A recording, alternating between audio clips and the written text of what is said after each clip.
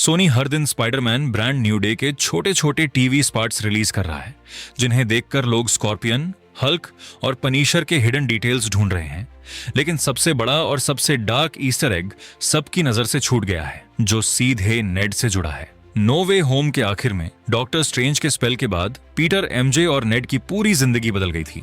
लेकिन नए TV spot में एक ऐसा हिडन डिटेल है जो इशारा करता है कि इस बार फिल्म का असली मास्टरमाइंड और शायद सीक्रेट विलन नेड यानी हॉबगॉब्लिन हो सकता है। मार्वल और सोनी ने प्रमोशन के लिए spideytracker.com नाम की एक रियल लाइफ वेबसाइट भी लॉन्च की है, जो स्पाइडरमैन की लोकेशन ट्रैक करती है। और सबसे शॉकिंग बात यह है कि इस वेबसाइट का क्रिएटर खुद नेड बताया गया है। अब सोचिए, जो लड़का स्पाइडरमैन को पहचानता तक नहीं, वह अचानक उसके पीछे क्यों पड़ गया। नेड एक कंप्यूटर जीनियस है। स्पाइडरमैन होमकमिंग में उसने स्टार्क टेक का बेबी मॉनिटर प्रोटोकॉल हैक कर दिया था, और अब पीटर की यादें मिटने के बाद वही अपनी टेक्नोलॉजी का इस्तेमाल करके स्पाइडरमैन को हंट करता हुआ दिखाई दे रहा है। इतना ही नहीं, नेड की ब्लड लाइन में मैजिक भी है, तभी तो उसने बिना किसी ट्रेनिंग के पोर्टल्स खोल दिए थे। अगर उसने अपनी मैजिक और टेक्नोलॉजी को एक साथ इस्तेमाल किया तो क्या वह इस फिल्म का सबसे खतरनाक विलन हॉबगॉब्लिन बन सकता है। कॉमिक्स में हॉबगॉब्लिन सिर्फ ग्लाइडर और हाई टेक गैजेट्स पर ही निर्भर नहीं रहता, बल्कि कई बार उसके पास मिस्टिकल आर्टिफैक्ट्स भी होते हैं।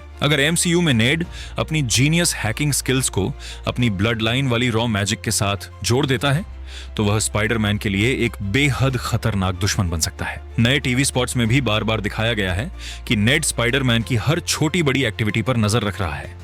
वह सिर्फ उसकी लोकेशन ही नहीं, बल्कि उसके आने का टाइम, मूवमेंट और अपीयरेंस तक ट्रैक कर रहा है। इससे साफ लगता है कि अब नेड का पूरा फोकस स्पाइडरमैन पर है, जैसे वह उसके पीछे ऑब्सेस्ड हो चुका हो। एक और दिलचस्प थ्योरी यह भी कहती है कि जब डॉक्टर स्ट्रेंज ने वह स्पेल कास्ट किया था जिससे सभी लोग भूल गए कि पीटर पार्कर ही स्पाइडरमैन है, तब उस समय सिर्फ अर्थ 616 के लोग ही नहीं, बल्कि दूसरे यूनिवर्सेस से आए स्पाइडरमैन और उनके विलन्स भी उसी स्पेल का हिस्सा बन गए थे। अगर ऐसा हुआ तो टोबी मैguire के यूनिवर्स में शायद नॉर्मन ऑसबॉर्न कभी ग्रीन गॉब्लिन नहीं बना होगा, क्योंकि उसकी पहचान और घटनाओं की टाइमलाइन बदल गई होगी। वहीं एंड्रयू गारफील्ड के यूनिवर्स में भी पीटर की पहचान मिट जाने से ग्वेन स्टैसी की मौत जैसी घटनाएं शायद कभी हुई ही ना हो। इसी वजह से एमसीयू अब ग्रीन गॉब्लिन को दोबारा लाने की बजाय एक बिल्कुल नया गॉब्लिन इंट्रोड्यूस कर सकता है, और वह कोई और नहीं बल्कि नेड लीड्स का हॉबगॉब्लिन वर्जन हो सकता है। अब सवाल उठता है कि इतना अच्छा और लॉयल दोस्त अचानक विलन क्यों बनेगा। यहीं पर कहानी में सेडी सिंक के मिस्टीरियस कैरेक्टर की एंट्री होती है। कई रूमर्स और लीक्स दावा करते हैं